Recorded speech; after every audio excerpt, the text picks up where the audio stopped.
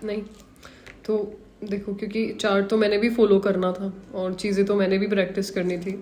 मुझे कुछ चीज़ें नहीं समझ में आई तो मैं शेयर कर रही हूँ, क्योंकि वैसे तो क्लास में 7 डेज का कोर्स चल रहा है, बट फिर भी मैं चाहूँगी कि एक चीज़ जो ये आप समझो जो मुझे नहीं समझ में आई है।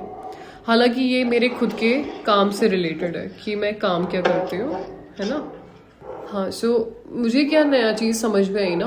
सो बेसिकली जब मैंने ये लॉ फॉर्म वगैरह सेटअप किया या जब भी मैंने कुछ काम शुरू किया, सो बाबा ने मुझे हमेशा एक चीज़ बोली कि दूसरे को फॉलो करते हुए कोई चीज़ नहीं करनी है, पर आपने अपनी खुद की जर्नी शुरू करनी है, अपने हिसाब से कुछ भी सीखना है। इट इज़ लाइक कि जैसे एक लॉयर बनता है कोई बच्चा, तो लॉयर बनता है तो उसने इंटर्नशिप करनी होती है किसी के अंडर जाके, जो कि मेरी भी इंटर्नशिप हुई है। फिर अगर मुझे लॉ फॉर्म सेटअप करनी है तो मुझे किसी लीगल लॉ फॉर्म में जाके प्रैक्टिस करनी चाहिए, किसी भी एडवोकेट के अंडर या किसी लॉ फॉर्म में जाके काम करना चाहिए, ये सीखने के लिए कि वो लॉ फॉर्म कैसे काम करती है। ठीक है, लेकिन फिर भी बाबा ने मुझे कहीं जॉब ना करवाते हुए, कहीं पे भी उन्होंने मुझे नहीं अलाउ किया कि मैं जॉब करूं, किसी की भी नौकरी करूं। वो लॉ फर्म में नौकरी होती है एक तरह से ना, कि आपको सैलरीड बेस्ड होते हो आप, या कोई भी आपका जो प्रोफेशन होता है उसमें सैलरीड होती हो कि आपको पर मंथ इतना सैलरी मिलेगी एंड ऑल दैट। सो मुझे उस चीज़ में हमेशा उन्होंने बाहर रखते हुए ये बोला कि काम शुरू करो, अपने खुद के तरीके बनाओ, अपने आप चीज़ें सीखो, जितना तुमको बेसिक आना चाहिए उतना तुमको आता है, और फिर खुद के हिसाब से खुद अपने आप को रिप्रेजेंट करो, ताकि तुम दूसरों के अंडर अगर जाओगे तो उनके वो गलत तरीके और उनके वो गलत पैटर्न्स भी सीख लोगे, जो नॉर्मली वो लोग एज अ लॉयर कुछ भी प्रैक्टिस करते आए हैं। कोई भी चीज़ को डील करने का सभी लॉयर्स का ऑलमोस्ट सेम तरीका होता है। ठीक है, उनकी वो टेक्निक्स ना सीखने के लिए उन्होंने कहा कि तुमने लॉ फर्म नहीं जाना है, जितना तुम्हें काम आता है उस काम को लेके तुम आगे बढ़ो। ठीक है, और अपने हिसाब से अपने खुद की बुद्धि लगा के, अपने खुद का दिमाग लगा के आगे बढ़ के काम करो इसके अंदर, ताकि तुम एक तो सेम रस्तों पे नहीं चलने की जरूरत है जिसपे से सब चलते आ रहे हैं कि स्टेप 1 स्टेप 2, क्योंकि तुम पे वो नियम लागू नहीं होते जो संसार की सभी आत्माओं पे लागू होते हैं। आपके पास एक तो बाबा का फुल सपोर्ट होता है, आपके पास दुआओं का खाता होता है, आप पे वो सारी सिचुएशंस नहीं आएंगी जो दूसरे कॉमन किसी भी लड़की के पास आती या किसी भी एक लॉयर के पास आती। वो सिचुएशंस मेरे पास नहीं होंगी मे बी, क्योंकि मेरा हिसाब किताब अलग चलता है। ठीक है, उस हिसाब से तो एक अपना खुद का रास्ता बनाओ। क्या पता तुम बहुत जल्दी आगे बढ़ो, तुम्हें उन सभी रास्तों से गुजरना ही नहीं पड़े, उन सभी गलियों से जिनसे दूसरे लोग गुजरे, और उनके वो रास्ते देख के भी मत आओ जा करके, क्योंकि तुम्हें लगेगा तो अरे वो तो इतना कुछ करने के बाद उधर पहुंचा है, उनने तो इतनी मेहनत करी तभी उधर पहुंचा है। क्या पता तुम खुद ज्यादा स्मार्ट हो, तो तुम खुद अपने रास्ते खुद स्ट्रेट बना करके खुद का भाग्य यूज करते हुए बहुत जल्दी आगे बढ़ सको। ठीक है, तो ये तरीका होता है, ये तब होता है जब आप खुद किसी नए चीज में हाथ रखते हो और खुद उस रास्ते को एक्सप्लोर करते हो और खुद उस रास्ते पे चलते भी हो। सेम चीज पुरुषार्थ में इंप्लीमेंट होती है। जरूरी नहीं है कि आप उन्हीं रास्तों पे चलो, उन्हीं बनाए हुए रास्तों पे चलो जिसपे सभी ब्राह्मण चल रहे हैं। अपना खुद का नया रास्ता ढूंढो। जरूरी नहीं है कोई आपको सिखाए तो आपने उसी अनुसार ही काम करना है। क्या पता कुछ ना कुछ डायरेक्ट ऐसे रास्ते होते हो जिसपे मैं फोकस करके चलूं और अपनी खुद की बुद्धि चलाऊं, या कुछ ऐसे सामान प्रैक्टिस करूं तो मुझे डायरेक्ट वो रास्ता मिल जाए जहां मैंने पहुंचना है। क्या पता मुझे इतना टाइम ना लगे जितना सभी को लग रहा है। क्या पता मेरी कुछ पर्टिकुलर अफर्मेशंस की डिफरेंट टेक्निक्स का यूज करना मुझे थोड़ा और स्पीड इंक्रीज कर दे। क्यों मैं उन रास्तों में या उन्हीं गलियों में फंसूं जिसमें सभी ब्राह्मण फंसे हुए। समझ रहे हो, अपना खुद का दिमाग यूज करो, अपने खुद के रास्ते बनाओ, अपने खुद के ऊपर भरोसा करते हुए चलो। क्या पता दूसरों से जल्दी पहुंच जाओगे, लेकिन उसके लिए क्या करना पड़ेगा, आपने थोड़ा एक्टिव रहना पड़ेगा, थोड़ा खुद को इन चीजों को लेके सीरियस करना पड़ेगा, खुद की जीवन में एक्सपेरिमेंट्स करने पड़ेंगे कि क्या चीज मुझे सूट करती है और क्या चीज मुझे सूट नहीं करती, क्या चीज मेरे लिए करना ईजी है, क्या चीज मेरे लिए करना ईजी नहीं है। आपको मेरी बात समझ आई, मैंने क्या समझाया अभी? आ रही है समझ में? आई एम जस्ट सेइंग कि भाई अपने खुद के जीवन में एक्सपेरिमेंट्स करो, अपने खुद के रास्ते खुद बनाओ, खुद का पुरुषार्थ क्या करना है, किस स्पीड से, किस तरह, क्या स्टेप मैं फॉलो करके सोल कॉन्शियसनेस तक पहुंचूं, क्या मैं रास्ता चूज करूं, वो मैं खुद चूज करूं, ना कि कोई और ही मुझे बतावे। इस बारे में मैं एटलीस्ट सोचूं, ताकि बाबा मुझसे कनेक्ट होके मुझे वो चीज बताए। समझ रहे हो? मेरे जैसे को भी आप लोगों को बताना ना पड़े। अपना खुद का रास्ता चूज करो। क्या पता आप मेरे से ज्यादा अच्छे पुरुषार्थ करके अच्छे रास्ते पे निकल के जल्दी पहुंच जाओ, वो चीज जल्दी अचीव कर लो। अपनी खुद की प्रैक्टिसेस डिजाइन करो कि ये चीज आपकी, सबकी अपनी अपनी बुद्धि है, अपने अपने सबकी एक्सपीरियंसेस हैं, है ना? सबका अपना इंटेलेक्ट है, सबकी अपनी कैपेसिटी है। और एक बाबा ने वर्ड यूज करते तकदीर, सबकी अपनी तकदीर भी है, ठीक है? उसके अनुसार सभी अपने अपने रास्ते चलेंगे, सभी अपनी अपनी स्पीड से सीखने वाले हो। लेकिन वो तब होता है जब आप वो चीज को लेके टारगेट कर लो कि मेरे जीवन का लक्ष्य क्या है। अगर मैं अभी आपसे पूछूं कि आपके जीवन का लक्ष्य क्या है, तो आप मुझे बताओ क्या है आपके जीवन का लक्ष्य? बताइए। दीदी जी, यही लक्ष्य है कि आत्मिक स्थिति नहीं बनती ना, बार बार भूल जाते हैं, कि स्टेबल हो जाएगी, याद रहे। एग्जैक्टली, सोल कॉन्शियसनेस स्टेबल हो जब भी चेक करते हैं तो भूला होता है हमारे को। नाइस ना? ये मतलब आत्मिक स्थिति पक्की होता है। आत्मिक स्थिति मतलब हम ये चीज हमेशा याद रख पाए, either soul is sitting inside this body, I am, and the body is outside me, I am the operator, I am operating this body, I am detached, I am different। वो चीज मैं अंदर बैठ के रियलाइज कर सकूं कि ये शरीर मेरे बाहर है, मेरे अंदर आत्मा नहीं है, मुझके मेरे बाहर ये शरीर है। हमारे शब्द भी तो देखो कैसे कैसे होते हैं। मेरी आत्मा इज अ रॉन्ग वर्ड, मैं आत्मा होता है। मेरी आत्मा इज अ रॉन्ग वर्ड, है ना? रॉन्ग लाइन, सेंटेंस ही गलत है कि मेरी आत्मा है। मैं आत्मा हूं, मेरा शरीर मेरे बाहर है, शरीर के अंदर मैं आत्मा हूं नहीं, मेरा शरीर मेरे बाहर है इज अ राइट टर्म। और वो तब शिफ्ट होता है जब मेरी कॉन्शियसनेस बदलती है। हम बाहर से ही अंदर अपने को देख रहे हैं, तो कॉन्शियसनेस ही देह भान की है। शरीर के बाहर, मैं शरीर के अंदर नहीं हूं, शरीर मेरे बाहर है। दोनों चीजों में डिफरेंस होता है। आपने कल बताया था ना, तो काफी अभ्यास में फर्क है कि परम धाम से नीचे देखो, बहुत मजा आया ऊपर से देखने में। जैसे गाड़ी भी चला रहे थे तो बहुत ही अच्छा लगा। नया अभ्यास था, बहुत बढ़िया बढ़िया बढ़िया। तो सेम चीजें नीचे देखा, अच्छा लगा। ऐसे ही सेम चीजें अप्लाई करो कि मैं अंदर बैठी हूँ, शरीर मेरे बाहर है। तो ये एकदम से बुद्धि बदलती है। अपने शब्द को हमें चेंज भी तब करेंगे ना जब थोड़ा थोड़ा, ये पता कब चलता है जब आप थोड़ा थोड़ा खुद भी अभ्यास कर रहे हो, तो आपको पता चलेगा अरे मैं तो अंदर बैठी हूँ ना, ये शरीर तो मेरे बाहर है ना, मैं तो इधर ही हूँ, जिधर मैं हूं मैं उधर ही हूँ, बट ये मेरे बाहर है, ये मुझे कवर करके बैठा है। ठीक है? तो धीरे धीरे चीजें क्लियर होती हैं बट अभ्यास करने से। ऑलराइट, तो आज का जो टॉपिक है वो है यहाँ पे परम पिता परमात्मा और उनके दिव्य कर्तव्य की बात हो रही है। सीधा सीधा सिंपल सी एक ही लाइन लिखी हुई है, परम पिता परमात्मा और उनके दिव्य कर्तव्य। ठीक है? कर्तव्य लिखा हुआ है, का क्या अर्थ हो सकता है यहाँ पे? ये नहीं लिखा कि उनके बच्चे, उनके 3 अलग ऑपरेटर्स, उन्होंने कहा उनके 3 कर्तव्य। तो only Baba is doing and all of them are निमित्त, जिनको खुद को भी मे बी वो चीज का कोई जास्ती रोल है नहीं। निमित्त बनने के लिए पुरुषार्थ जरूर करना पड़ता है कि आत्मा की क्लैरिटी, बुद्धि की क्लैरिटी होनी चाहिए, बट उसके बाद का पुरुषार्थ आपका कुछ नहीं होता है, उसके बाद बाबा ने यूज करना होता है। यहाँ बाबा उनको स्पेसिफाई नहीं कर रहे हैं कि ये 3 पर्टिकुलर डिफरेंट सोल्स हैं, वो यहाँ पे ये बोल रहे हैं कि ये उनके कर्तव्य है। ठीक है? तो यहाँ पे ये तीनों सोल्स न्यूट्रल हो जाती हैं, बाबा केवल अपने कर्तव्य की बात कर रहे हैं। यहाँ पे ऊपर भी कहीं पे भी नहीं लिखा हुआ है कि ये 3 डिफरेंट सोल्स, या यहाँ सिर्फ ये लिखा है परमपिता परमात्मा और उनके दिव्य कर्तव्य। ठीक है? तो इस चीज को ऐसे ही देखें कि वो अभी अपने दिव्य कर्तव्य करेंगे कैसे, करवाएंगे किसी से, किसी को तो निमित्त बनाएंगे, क्योंकि वो खुद फॉर श्योर ऑपरेट नहीं कर सकते, या वो खुद धरती पे आकर के अपना रोल प्ले या बर्थ में नहीं आ सकते। दिस इज द रीजन कि वो किसी ना किसी को तो इंस्ट्रूमेंट बनाते हैं। ठीक है? वो किसी को तो निमित्त बनाते हैं। तो यहाँ पे जब पालना की बात होती है तो सबसे पहले क्या दिखाते हैं कि ब्रह्म स्थापना की बात होती है, तो सबसे पहले दिखाते हैं ब्रह्मा द्वारा स्थापना। अब सबसे पहला क्वेश्चन लोगों को जनरली उठता है कि तुमने वो वाले ब्रह्मा जी को हटा करके ये वाले ब्रह्मा क्यों बिठाए हुए हैं, ठीक है, कि तुमने अपने प्रजापिता ब्रह्मा को इस चित्र में क्यों बिठाया हुआ है, जबकि ब्रह्मा तो वो 3-4 मुख वाले होते हैं, है ना, और उनकी फोटो को तुमने हटा करके इनको इधर बिठाया हुआ है।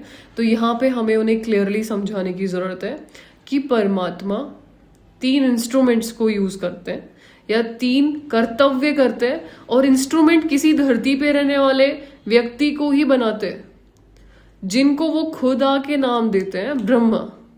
ये कोई और किसी दुनिया के रहने वाले कोई व्यक्ति नहीं है, लेकिन धरती पे जिस आत्मा ने सबसे ज्यादा भक्ति की होती है उसको उसी भक्ति का फल मिलता है, और उसको वो नाम देते हैं ब्रह्मा। ओके, जिसने धरती पे सबसे जास्ती भक्ति की, जिसके पुण्यों का खाता धरती पे सबसे जास्ती होता है, उसको परमात्मा यूज करते हैं, उसके अंदर प्रवेश करते हैं, और उसको कहते हैं, उसको नाम देते हैं ब्रह्मा, अडॉप्ट करते हैं उनको।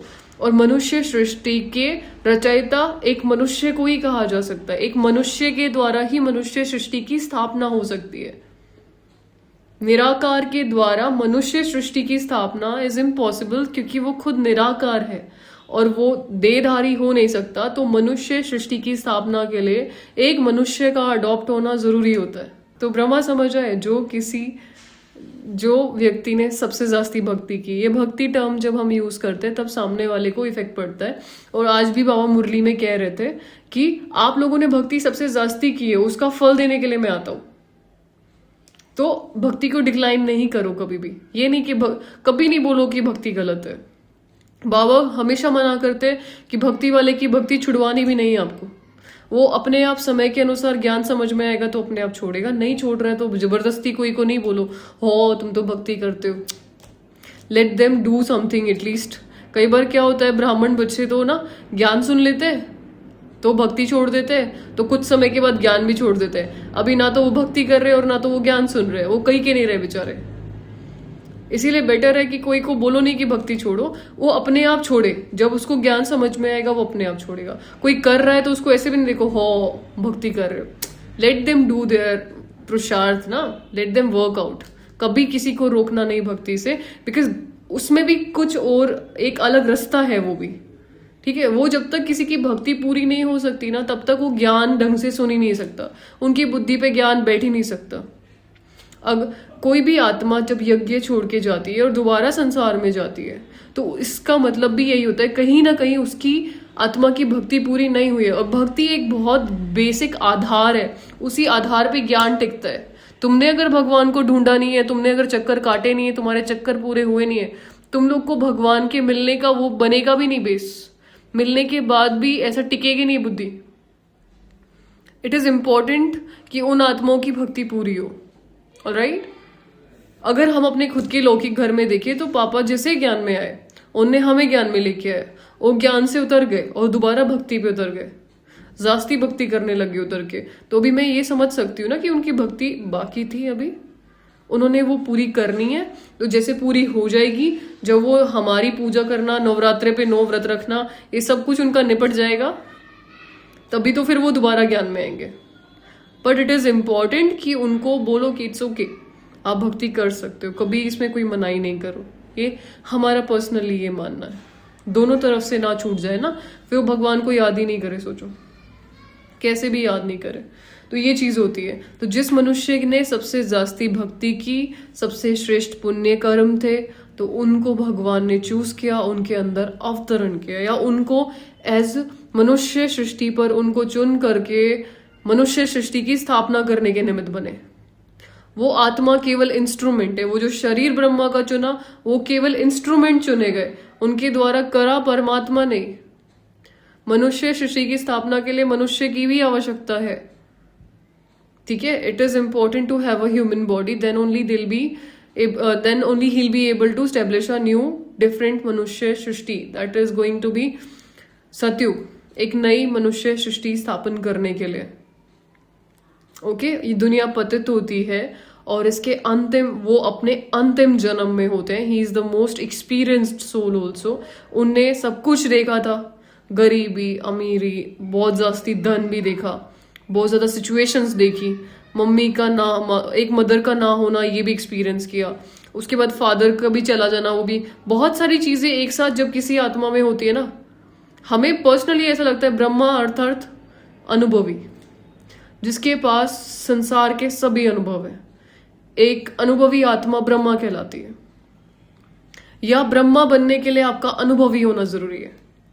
अच्छा, कई बच्चे ना ऐसे क्वेश्चंस भेजते हैं, जैसे एक दो बच्चे थे वो ऐसे बोल रहे थे कि क्यों ये ज़रूरी है, हम लोग क्यों नहीं शादी कर सकते, और तो फिर हम लोग ज्ञान में चलना क्यों ज़रूरी है, और तो फिर हम क्यों पुरुषार्थ करना क्यों ज़रूरी है, तो हमें तो संसार अच्छा, पता है लोग को संसार अच्छा क्यों लग रहा है, या वो ये सवाल क्यों पूछते हैं कि हम लोग को शादी क्यों नहीं कर लेनी चाहिए, क्योंकि उनके पास अनुभव नहीं है संसार के। जब आपकी बुद्धि संसार में केवल तब तक जाती है जब तक आप संसार को लेके अनुभवी नहीं हो। जब आपने वो शादी जैसी चीज एक्सपीरियंस कर ली और आपको पता लगेगा कि इधर तो बहुत गंदा बैंड बज जाती है, तो फिर आप उस चीज से निकलोगे, फिर एक समय लगेगा निकलने के लिए। बाबा कहते हैं जिसको जाना है तो आप उसको बोलो हो करके आओ, जब तुम्हारा भर जाए तो वापस आना, कि तुमको मुक्ति फिर इधर ही मिलने वाली है। इट इज लाइक कि हर जो भी आत्मा व्यर्थ में फंसती है का कारण यही है कि अनुभव नहीं है, और वो अनुभव लेने के लिए जाती है, और जब वहां से ऐसा हो जाता है ना कि बिल्कुल अति हो जाती है, तभी फिर वो वापस आते हैं। पर ऐसा ना हो कि वापस आने में बहुत देर हो जाए। ब्रह्मा अर्थात अनुभवी, उनको सभी चीजों का अनुभव था, उनने दुनिया देखी थी, उनने सब कुछ देखा था, ठीक है, इसीलिए उन्होंने धक से समर्पण कर दिया। हम लोग को समर्पण करने में प्रॉब्लम इसीलिए होता है, हमें लगता है कि इसके लिए बचा ले, उसके लिए बचा ले, ये कर ले, वो कर ले, अब ये भी हो सकता है, वो भी हो सकता है। तो we are not experienced, that is why we are trusting this world. अभी भी हमें इस दुनिया पे भरोसा है कि कुछ ना कुछ तो अभी हमारा चल ही सकता है इसमें। एक बार तो शादी करके देखते हैं ना, तो जब होगा सो होगा, तब देखा जाएगा, है ना। जब तक अनुभवी नहीं है तब तक दुनिया की हर चीज में इंटरेस्ट आएगा। टीवी का एक्सपीरियंस नहीं किया है, टीवी देख के देखो। लोग बोलेंगे कि मैंने बायोस्कोप नहीं देखा है, हमें जिस चीज से रिस्ट्रिक्ट करेंगे ना बुद्धि उस तरफ जाएगी। बोलेंगे हमने तो सिनेमा नहीं देखा है, क्या होता है उधर, तो कुछ तो असर होता नहीं है बुद्धि पे, ऐसा तो कुछ होता नहीं है उसमें। तो वो असर तब समझ आएगा जब बुद्धि पे होगा ना, जब उसके बाद जो हालत होती है, जो विजुअल इंप्रेशंस पड़ जाते हैं, जब योग बिल्कुल खत्म हो जाता है। और कई बार क्या होता है, अनुभव होने के बाद भी हम उससे बाहर नहीं निकल पाते, क्योंकि आत्मा की बैटरी लो हो जाती है। इसीलिए जरूरी नहीं है हर चीज को एक्सपीरियंस करके ही उस चीज का अनुभव लिया जाए। इसीलिए आप लोग को बोला जाता है बुक्स पढ़ा करो, क्योंकि बुक्स में वो सारा कंटेंट होता है जो लोगों ने अपने अनुभव को लिखा हुआ है। तो जब आप उस चीज को पढ़ते हो तो आप भी खुद अनुभवी बनते हो, बिना उस चीज को एक्सपीरियंस करे आप अनुभवी बनते हो। जरूरी नहीं है हर रोड़े से हम टक्कर खा के खुद गिरे और फिर सीखें। कई बच्चों की आदत होती है मैंने खुद नहीं गिरना है फिर सीखना है, खुद नहीं गिरना है फिर सीखना है। समय नहीं है इतना हमारे पास कि हम खुद सारे टक्कर खा खा के गिरे और सीखें। कभी कभी दूसरों के अनुभव से भी सीख लेना चाहिए। तो ब्रह्मा अर्थात अनुभवी, जो अभी हमारी क्या आवश्यकता है, हम उनके अनुभवों से सीखें। दादियों ने क्या किया, ब्रह्मा बाबा ने क्या एक्सपीरियंस किया, दीदी के क्या एक्सपीरियंसेस हैं, उन सब से सीख करके हम कुछ बने, ना कि हम खुद टक्कर मारने के लिए पहुंचे कि नहीं पहले मैं खुद गिरूंगा और फिर सीखूंगा और फिर ठीक है फिर उठूंगा। तो अभी उतना है नहीं टाइम। ऑलराइट, ब्रह्मा को स्थापना के लिए यूज किया। बाबा कहते हैं कि स्थापना मैं इनके थ्रू करता हूँ। कैसे करते हैं कि पहले तो जब वो बिल्कुल अति धर्म ग्लानि के समय पे आते हैं, यहाँ पे हम ये कह सकते हैं कि परमात्मा का धरती पे अवतरण तब होता है जब अति धर्म ग्लानि होती है, जो कि गीता में उन्होंने प्रॉमिस भी किया हुआ है, यदा यदा ही धर्मस्य ग्लानिर्भवति भारत अभ्युत्थानम अधर्मस्य तदात्मानम सृजाम्यहम्, ऐसा ही कुछ होता है। तो उसके अंदर वो कहते हैं कि जब जब धर्म की अति ग्लानि होगी तभी तभी मैं धरती पे आऊंगा। तो एक तो सृष्टि की नई स्थापना केवल तब हो सकती है जब ये सृष्टि बिल्कुल पुरानी हो जाए, बीच में नहीं हो सकती। बिल्कुल अति धर्म ग्लानि हो जाएगी या बिल्कुल सबको ऐसा लगेगा कि ये दुनिया रहने लायक नहीं है, तभी तो फिर नई सृष्टि की स्थापना भी हो सकती है। वरना किसी का तो अच्छा समय चल रहा हो और फिर बाबा बीच में आ जाए तो बोलेगी मैं तुमको घर ले जाने आया, वो बोलेगी मुझे जाना ही नहीं है, मैं तो सुख में हूं, तभी भी नए सृष्टि की स्थापना नहीं हो सकती है। वो इस टाइम पे इसीलिए आता है क्योंकि इस टाइम पे सब बोल रहे हैं कि हमको घर चलना है। और ना चलो जो नहीं बोल रहे हैं ना, जब वो बोलेंगे तब नया पार्ट शुरू होगा, क्योंकि बहुत सारे लोग अभी भी नहीं बोल रहे, उनको लगता है स्वर्ग इधर। जैसे ही थोड़ा सा हलचल होती है, अरब वाला स्टेट में जो भी हलचल अभी चल रही है, लोग को संकल्प चलने लग जाते हैं, पर थोड़ा सा नॉर्मल होते हैं, फिर वो नॉर्मल हो जाते हैं कि ठीक है हमारा तो सही चल रहा है ना। एक समय आएगा जब सब बोलेंगे कि रहने लायक नहीं है ये दुनिया, लेके चलो, तो तभी तो फिर सोल्स वापस जाना शुरू होंगी। ऑलराइट, इसके अलावा क्या होता है, ब्रह्मा अर्थात समझ में आया, तो ब्रह्मा में इसी समय क्यों प्रवेशता होती है वो समझ में आया। और इससे रिलेटेड कोई क्वेश्चन है ब्रह्मा से रिलेटेड तो आप बताओ, मुझे याद नहीं आ रहा है कोई क्वेश्चन जो आप लोग को बुद्धि में आता हो जब आप कोर्स करते हो, या आप एज अ ब्राह्मण भी आपको बुद्धि में उठता है कि ऐसा ही क्यों, ब्रह्मा चुने क्यों गए, ये आपको बताया क्योंकि बहुत अनुभवी आत्मा थी। ठीक है, वो आत्मा एक ऐसे स्टेट ऑफ माइंड में थी उस टाइम कि भगवान का उनसे अलाइनमेंट होना बहुत ईजी था, वो उनको एक्सपीरियंस कर सकते थे, क्योंकि वो याद ही और ढूंढ ही उनको रहे थे। कोई शिद्दत से ही किसी को ढूंढने लग जाए तो, है ना, जिनका संसार से सब पे से भरोसा उठ जाए, एकदम वैराग्य स्थिति हो जाए, आत्मा की फ्रीक्वेंसी कुछ ऐसी होती है, वो भगवान से अलाइन हो पाती है। इसीलिए बाबा कहते हैं वैरागी बनो, तुमको वैराग्य होना चाहिए। आज भी मुरली में था नहीं कि वैराग्य होना चाहिए, तभी तो तुम मेरे को याद कर पाओगे। हमें संसार में इंटरेस्ट आता है, तभी तो फिर बुद्धि याद नहीं करती है। हम स्वमान क्यों नहीं अभ्यास कर पाते हैं, क्योंकि हमें संसार की बातें सोचनी होती हैं, और हमें तो उस चीज में जास्ती मजा आता है, तो इस चीज में नहीं आता। तभी तो फिर, क्योंकि वैराग्य नहीं है संसार से। ऑलराइट, ये एक रीजन है कहीं ना कहीं कि हमें वैराग्य नहीं है। उनको वैराग्य था, और एक वैरागी आत्मा ही भगवान को कनेक्ट कर सकती है। वैराग्य अर्थात पता है क्या होता है, जब आपको इस संसार की रियलिटी पे क्वेश्चन हो जाए कि क्या ये ऐसा ही है जैसा ये दिख रहा है। हमें आज एक चीज समझ में आई कि ये सब कुछ फेक है, एवरीथिंग इज फेक।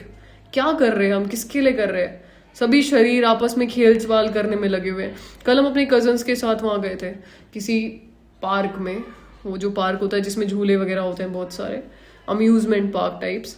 तो दुनिया बिजी है बहुत सारी चीजों में। हम भी गए, हमने वहां देखा चीजें कैसे होती है। आई वॉज थिंकिंग सभी ने कितने ज्यादा व्यर्थ की चीजें निकाल ली है ना अपने आप को बिजी रखने के लिए। कोई संसार की रियलिटी से कनेक्ट करना नहीं जानता, ना ही किसी को कोई मतलब है, कोई को फर्क ही नहीं पड़ता कि संसार की रियलिटी क्या है, उसको समझना ही नहीं है किसी को भी। इतना दुख क्यों है संसार में, दूसरे लोग दुखी है या नहीं है, चाहे हम जो भी करें, कुछ भी करें। जैसे हम मैचेस देख रहे हैं, संसार में बहुत चीजें हो रही हैं, बहुत सारी चीजें भी, चाहे अरब स्टेट में कुछ भी हो रहा है, इंडिया में IPL चल रहे हैं, है ना। हम अपने आप को बिजी रख रहे हैं ओवरऑल, हमें नहीं कोई लेना देना है कि बाहर क्या हो रहा है, संसार में क्या हो रहा है। तो we are just trying to make ourself busy. Everything, I think everything is waste. कोई भी नहीं सोच रहा है कि क्या, अपने आप को बस बिजी रख रहे हैं व्यर्थ में, ताकि सच्चाई से दूर रह सके, क्योंकि हमें सच्चाई अच्छी नहीं लगती। सिमिलरली हम लोग सोल है, हम अपने को समझते कुछ और है, हम कुछ भी कर रहे हैं सब बॉडी के अनुसार कर रहे हैं। कौन से कितने लोग हैं जो हम अपने आत्मा के अनुसार कुछ भी कर्म कर रहे हैं। पैसा कमाना होता है, हमें शरीर के लिए चाहिए, अपने घर में आत्माओं, दूसरे आत्माओं के शरीर के लिए चाहिए। ज्यादातर हमारा जीवन एक चीज में निकल जाता है कि हमने बहुत पैसा कमाना है, पर एट द एंड वो पैसा फिर इधर ही छूट जाता है। किया क्या मैंने, फिर अचीव क्या किया। ऐसे बहुत से सवाल मुझे उठ रहे, तो मैं आप लोग के साथ शेयर कर रही हूँ। हालांकि हो सकता है चीजें बहुत अजीब हैं, पर मेरी बुद्धि में थी तो मैंने आपको बताया। ठीक है, तो वैरागी होना बहुत जरूरी है टू बिकम ब्रह्मा। ठीक है, बाबा ने मुरली में ये भी कहा था कि बहुत रेयर सोल्स हैं जो याद करते हैं बाबा को, 1-2%। और उन्होंने ये भी कहा था आज मुरली में कि बहुत ही रेयर है जो कि मेरे को वैसे याद करते जैसे मैं हूं। कितने लोग हैं जो बाबा को ब्रह्मा तन में याद करते हैं? Please raise your hands.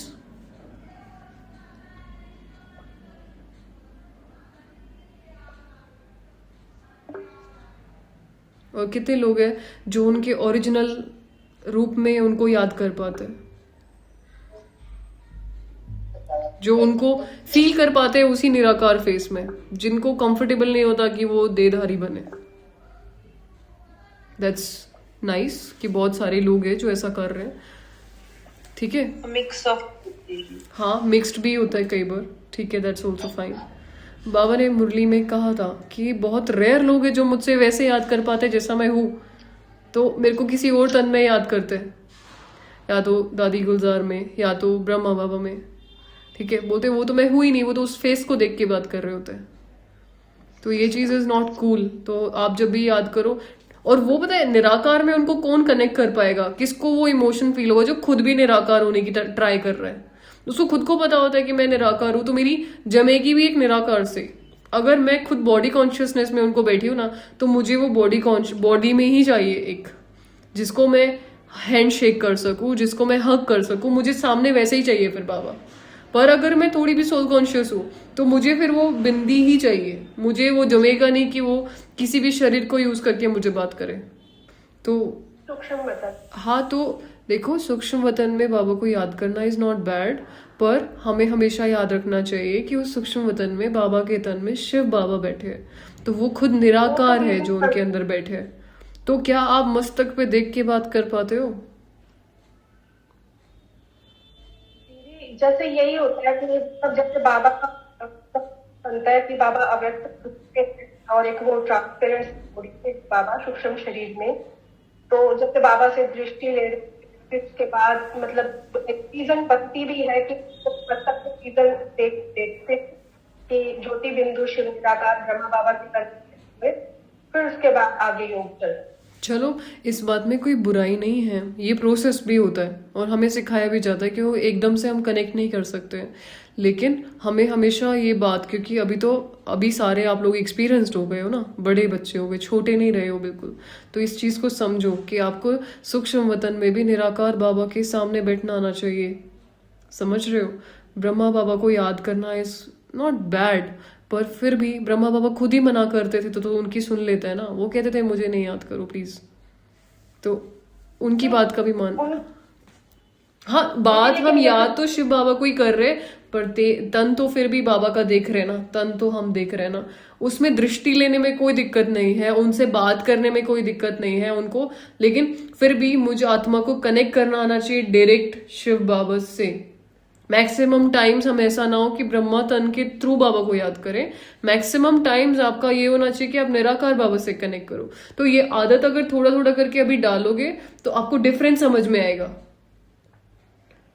वो दीदी होता है, डिफरेंस ले पाता है, लेकिन फिर जब तक मेरे कुछ संकल्प चल रहे थे कि जाना तो सीधा परम धाम ही है ना वतन में, तो आई डोंट नो कि लोग जाएंगे कि नहीं जाएंगे, लेकिन अरे सब जाएंगे, बाबा के साथ गए आप लास्ट में सारे जाएंगे। वहां पे जाके हमारी सेरेमनीज होंगी, वहां देखेंगे किसके कितने क्या नंबर आए हैं, सब कुछ होने वाला है। ऐसा नहीं है सब नहीं जाएंगे, आप फरिश्ता बन के दुनिया में सेवा करोगे, इधर उधर नजर आओगे, बाबा से मिलन होगा, जैसा मिलन आपको चाहिए वैसे होगा, सब चीजें होंगी। वतन में तो बहुत समय तक पार्ट भी चलेगा हम लोगों का, ठीक है। जब तक सभी घर नहीं जाएंगे हम मोस्टली वतन एक्सपीरियंस करेंगे। और आपको पता है एक चीज जो मुझे, जब हम पहली बार अव्यक्त लोक पे गए थे ना, तो हमें एक चीज फील हुई कि वो अव्यक्त लोक एंट्री गेट बनेगा वतन में जाने के लिए। आत्माएं जो भी अव्यक्त लोक के थ्रू वतन के अंदर एंटर कर पाएंगी, it will be like a gate. ये मुझे पर्सनली लगता है, ऐसा कहीं लिखा भी नहीं हुआ है, पर ये मुझे उधर पहली बार जाके फील हुआ था कि ये अव्यक्त लोक का एंट्री गेट टाइप से। वहां जैसे ही हम एंटर करेंगे वैसे ही वतन में एंटर कर जाएंगे। मधुबन एक समय पे फरिश्तों की दुनिया लगेगा, और उस फरिश्तों में रेनू बहन भी एक फरिश्ता होगी। तो प्लीज रिलैक्स। ब्रह्मा से रिलेटेड कोई क्वेश्चन है तो आप पूछ लीजिए, वरना फिर विष्णु वाला चैप्टर कल पूरा करेंगे। मुझे क्वेश्चन है वृंदा बहन। नहीं, मेरा नाम अंकिता है। Sorry, I am so sorry. It's okay, बताइए। ओके, क्वेश्चन ये है जो आपने अभी बोला, मेरी वॉइस क्लियर आ रही है? जी आ रही है, हिमा बहन बताइए। हाँ, तो आपने जो भी बोला कि ब्रह्मा बाबा को सूक्ष्म वतन में याद करने से बेहतर ये है कि शिव बाबा को हम याद करें परमधाम में। वो इसलिए इम्पोर्टेंट है क्योंकि बाबा कहते हैं विक्रम विनाश तो परमधाम में ही होंगे ना शिव बाबा से। नहीं, वो वतन में भी अगर आप शिव बाबा को याद करोगे तो भी विनाश हो जाएंगे। हम ये कह रहे थे ब्रह्मा बाबा के तन में। ब्रह्मा बाबा, अच्छा एक बात बताओ कि सूक्ष्म वतन मतलब ये जरूरी थोड़ा कि कोई तन ही होना चाहिए, उधर भी तो निराकार को इमर्ज कर सकते हो। ओके, मतलब हम अगर निराकार फॉर्म में याद करते हैं हाँ, तो हम तो सूक्ष्म तन में भी कर सकते हैं। एग्जैक्टली उनको उधर सूक्ष्म वतन में अपने को भले ही तन के अंदर बैठी हुई आत्मा देखो, पर उनको निराकार बाबा देखो, वो बहुत बड़े औरा के साथ बैठे ऐसा देखो। अपने तन को उसके अंदर बिठा के देखो कि बाबा के औरा में मैं आत्मा बैठी हूँ इस तन के थ्रू, और ये तन जल के पिघल के धीरे धीरे खत्म हो रहा है, मेरा देह भान धीरे धीरे खत्म हो रहा है और मैं आत्मा बनती जा रही हूँ बस। तो there are many kind of practices जो आप कर सकते हो। That's very beautiful, thank you. You welcome. Okay, bye everyone. जाए फिर, हम छुट्टी दीजिए हमें। ओम शांति। ओम शांति। ओम शांति। Good night everyone. ओम शांति। ओम शांति। ओम शांति। आज हमारे पास समझने के लिए एक बड़ा ही दिलचस्प लेख है। इसका शीर्षक है the logic of the generator soul.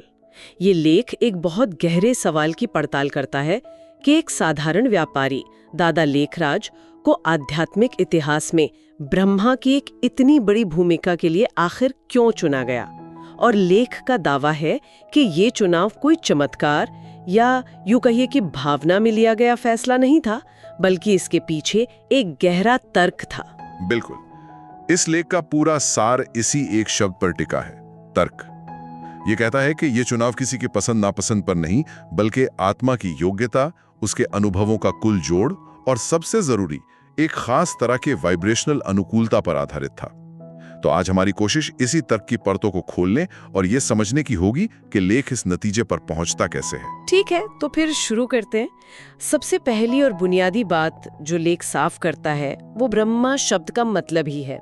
हम अक्सर ब्रह्मा को त्रिमूर्ति का एक हिस्सा, एक देवता के रूप में जानते हैं, पर यह लेख कहता है कि यह एक व्यक्तित्व का नाम नहीं, बल्कि एक कार्यात्मक उपाधि है। इसका क्या मतलब है? हाँ, और यह समझना बहुत जरूरी है क्योंकि यहीं से सारे तर्क की शुरुआत होती है।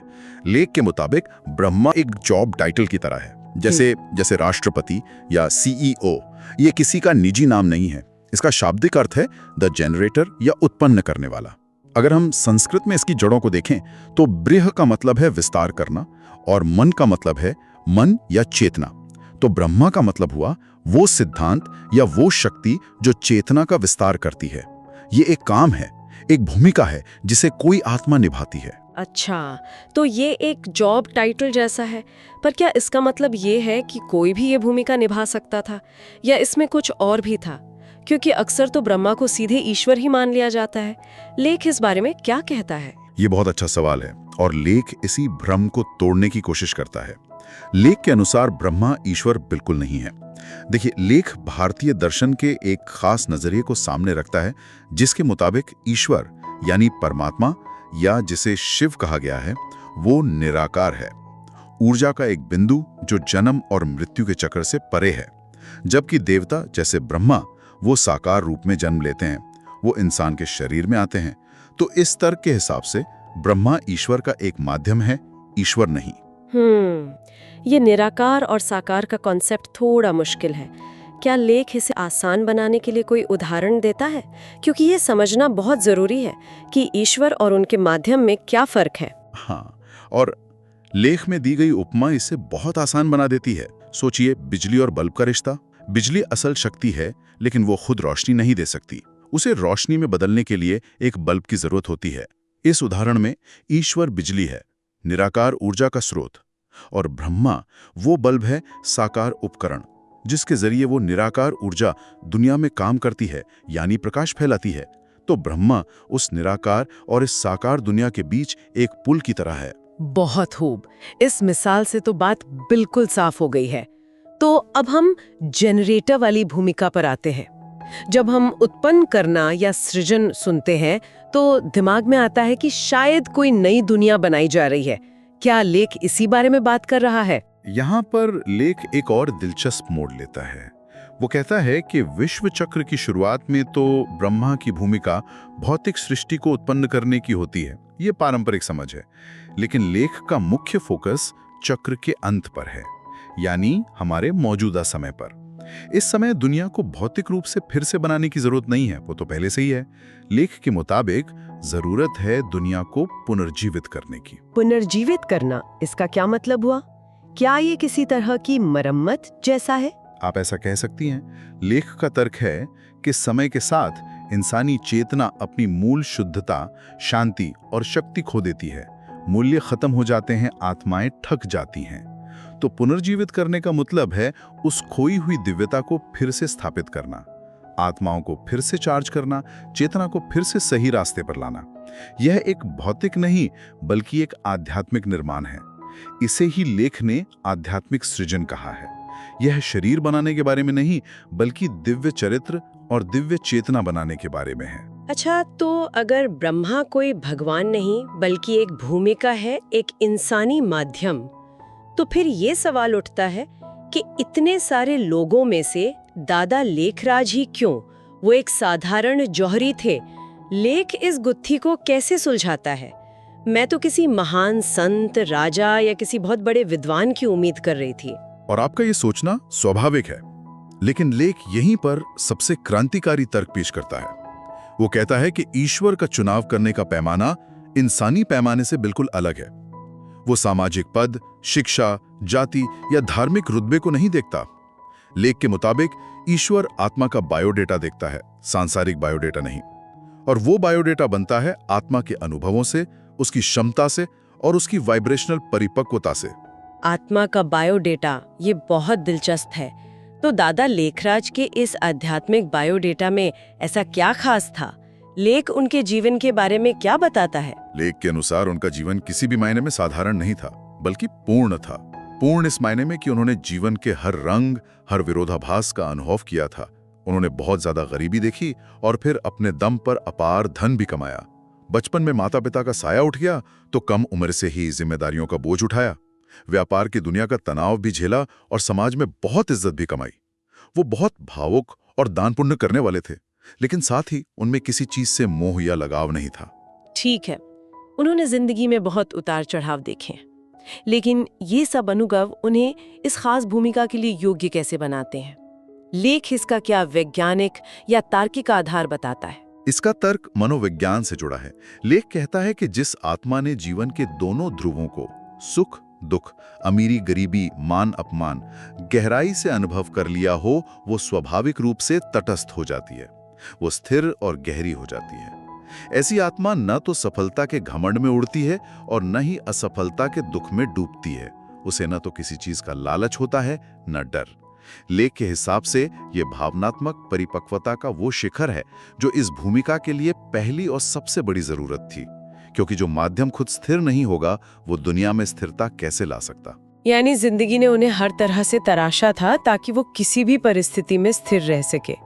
यहीं पर लेख एक ऐसा शब्द इस्तेमाल करता है जो सुनने में बड़ा अजीब लगता है, वाइब्रेशनल साइंस और संगत आवृत्ति। इससे उनका क्या मतलब है? क्या ये किसी वैज्ञानिक सिद्धांत पर आधारित है या ये एक आध्यात्मिक विचार है? आपने सही पकड़ा। ये शब्द सुनने में तकनीकी लगता है, पर असल में ये एक आध्यात्मिक कॉन्सेप्ट है, कोई लैब वाली साइंस नहीं। लेख का तर्क है कि ईश्वर जो प्रकाश का एक बिंदु है और जिसकी कोई भाषा या आवाज नहीं है, वो किसी इंसान से संवाद कैसे करेगा? इसका जवाब है वाइब्रेशन या कंपन के जरिए। ठीक वैसे ही जैसे एक रेडियो काम करता है। रेडियो? ये मिसाल तो दिलचस्प है, जरा इसे और खोलिए। देखिए, एक रेडियो हवा में मौजूद हजारों सिग्नलों में से सिर्फ उसी एक को पकड़ता है जिसकी फ्रीक्वेंसी पर उसे सेट किया गया हो। अगर आपको 98.3 FM सुनना है तो आपको नॉब घुमाकर ठीक 98.3 पर ही लाना होगा। लेख कहता है कि दादा लेखराज की आत्मा के गुण, जैसे कि बहुत ज्यादा पवित्रता, दुनिया की चीजों से स्वाभाविक वैराग्य, ईश्वर के लिए गहरी भक्ति और एक बहुत तेज लेकिन विनम्र बुद्धि, इन सब ने मिलकर उनकी आत्मा की एक ऐसी खास फ्रीक्वेंसी बना दी थी जो ईश्वर की दिव्य फ्रीक्वेंसी के बहुत करीब थी। इसलिए ईश्वर सीधे उनसे संवाद कर सका। वो उस दिव्य प्रसारण के लिए परफेक्ट रिसीवर थे। सवाल आ रहा है, अगर माध्यम इतना सही था, उनका रेडियो एकदम सही स्टेशन पर ट्यून था, तो फिर ईश्वर ने सारा ज्ञान एक ही बार में क्यों नहीं दे दिया? लेख बताता है कि ज्ञान धीरे धीरे किश्तों में आया। ऐसा क्यों? और ये सवाल इस लेख के तर्क को और भी मजबूत बनाता है। लेख इसे सीखने के मनोविज्ञान और न्यूरोसाइंस से जोड़ता है। देखिए, भले ही आत्मा तैयार थी, पर इंसानी बुद्धि उस दिव्य ज्ञान को समझने के लिए प्रशिक्षित नहीं थी। मन में अभी भी पुराने संस्कार, आदतें और थोड़ा बहुत अहंकार सक्रिय था। अच्छा, मतलब अचानक से बहुत ज्यादा जानकारी दे दी जाती तो उनका दिमाग उसे स्वीकार ही नहीं कर पाता। बिल्कुल। जैसे आप किसी पहली क्लास के बच्चे को सीधे कॉलेज की किताबें नहीं पढ़ा सकती। उसका दिमाग हैंग हो जाएगा या वो सब कुछ छोड़कर भाग जाएगा। उसे धीरे धीरे एक एक कदम आगे बढ़ाना पड़ता है। लेख के मुताबिक ठीक यही यहां हुआ। बुद्धि को उस गहरे ज्ञान को पचाने, समझने और जीवन में उतारने के लिए समय चाहिए था। इसलिए ज्ञान परत दर परत धीरे धीरे सामने आया। दिलचस्प बात तो यह है कि लेख कहता है कि ब्रह्मा बाबा खुद भी उस ज्ञान के साथ साथ विकसित हो रहे थे। यह उनके लिए भी एक सीखने की यात्रा थी। तो इसका मतलब वो सिर्फ एक निष्क्रिय माध्यम नहीं थे। ऐसे नहीं था कि ईश्वर बस उनके शरीर का इस्तेमाल एक माइक की तरह कर रहा था और वो बस सुन रहे थे। बिल्कुल नहीं। और लेख इसे सबसे सुंदर तर्क कहता है। ब्रह्मा बाबा सिर्फ एक माध्यम नहीं थे, वो उस ज्ञान के पहले छात्र, पहले प्रयोगकर्ता और सबसे बड़ा उदाहरण थे। ईश्वर ने जो भी बातें कहीं, उन्हें सबसे पहले और सबसे ज्यादा गहराई से उन्होंने खुद अपने जीवन में लागू किया। लेख बताता है कि उन्होंने उस संगठन यानी यज्ञ में किसी भी और व्यक्ति से ज्यादा मेहनत की, ज्यादा जिम्मेदारियां उठाई और सबसे ज्यादा खुद के अंदर झांका और अपनी कमियों को दूर किया। और इसके पीछे क्या तर्क दिया गया है? तर्क बहुत शक्तिशाली है और वो ये है, उपकरण को कार्य से ज्यादा तेज होना चाहिए। अगर आपको एक खुरदरे हीरे को तराशना है तो आपका औजार उस हीरे से भी ज्यादा सख्त होना चाहिए। इसी तरह अगर आपको एक दिव्य गुणों वाली दुनिया बनानी है तो जो मुख्य उपकरण है यानी ब्रह्मा, उसे खुद उन दिव्य गुणों का शिखर होना पड़ेगा। उन्हें पहले खुद को बदलना था ताकि वो दूसरों के लिए एक जीती जागती मिसाल बन सकें। ये तो लीडरशिप का भी एक बड़ा सिद्धांत है, वॉक द टॉक। आप दूसरों को वो करने के लिए नहीं कह सकते जो आप खुद नहीं करते। ये बात तो बहुत गहरी है। तो हमने उनके अनुभव की बात की, उनकी वाइब्रेशन की और उनके खुद एक छात्र होने की बात की, पर आखिर में वो एक चीज क्या थी जिसने उन्हें इस भूमिका के लिए पक्का कर दिया? दुनिया में और भी तो गुणी आत्माएं हो सकती थीं। एक तरह से वो सवाल का जवाब एक शब्द में देता है, समर्पण, पूर्ण समर्पण। लेख जोर देकर कहता है कि ईश्वर को प्रसिद्धि नहीं बल्कि उपलब्धता चाहिए। उसे विद्वता नहीं बल्कि एक खाली अहंकार चाहिए, और उसे दिखावे की भक्ति नहीं बल्कि सब कुछ सौंप देने वाला समर्पण चाहिए। दादा लेखराज ने यही किया। लेख के मुताबिक उन्होंने अपना धन, अपना शरीर, अपना नाम, अपनी पहचान, अपना मैं और मेरा सब कुछ उस ईश्वरीय काम के लिए सौंप दिया। तो एक तरह से वो शून्य बन गए। हाँ, लेख में ठीक यही शब्द इस्तेमाल हुआ है। वो एक शून्य बन गए ताकि ईश्वर उनके जरिए अनंत बन सके। जब कोई इंसान खुद को पूरी तरह से मिटा देता है, तभी परमात्मा की शक्ति बिना किसी रुकावट के उसके माध्यम से काम कर सकती है। लेख के अनुसार ये पूर्ण समर्पण ही उनकी अंतिम और सबसे बड़ी योग्यता थी। वाकई ये पूरा तर्क बहुत सिलसिलेवार है। लेख के आखिरी हिस्से में एक और सवाल उठाया गया है, ये सब भारत में ही क्यों हुआ? इस आध्यात्मिक क्रांति के लिए भारत की भूमि को ही क्यों चुना गया? इसका कारण भी लेख बहुत तार्किक ढंग से समझाता है। वो कहता है कि ईश्वर को एक ऐसी सांस्कृतिक और दार्शनिक मिट्टी की जरूरत थी जहां ये ज्ञान पनप सके। भारत ने हजारों सालों से आत्मा और परमात्मा के दर्शन को बचाकर रखा है।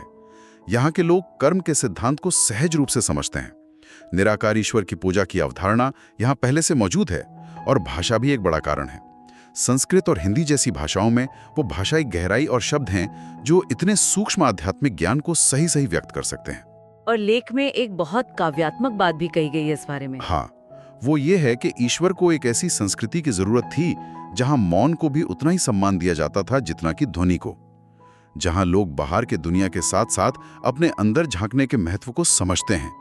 ये गहरी सोच और ध्यान के लिए एक उपजाऊ जमीन थी। तो अगर हम इस पूरी चर्चा का सार निकालें तो इस लेख का मुख्य संदेश ये है कि ब्रह्मा का चुनाव कोई अचानक हुई घटना या कोई चमत्कार नहीं था।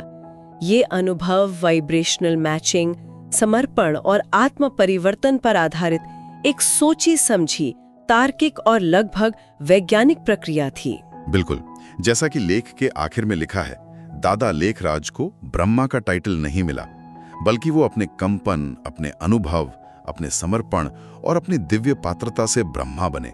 उनकी भूमिका एक नई दुनिया का बीज डालने की थी, लेकिन ईंट पत्थर से नहीं बल्कि चेतना और संस्कारों से। जब दुनिया को आध्यात्मिक पुनर्जनन की जरूरत थी तो ईश्वर को एक जेनरेटर की जरूरत थी, और लेख के तर्क के अनुसार वो जेनरेटर दादा लेखराज की आत्मा बनी। यहाँ हमें सोचने के लिए एक अंतिम विचार देता है। लेख ब्रह्मा को पहला छात्र और मुख्य उपकरण दोनों बताता है। ये सच्चे नेतृत्व और किसी भी बड़े बदलाव की प्रकृति के बारे में एक गहरा सवाल खड़ा करता है।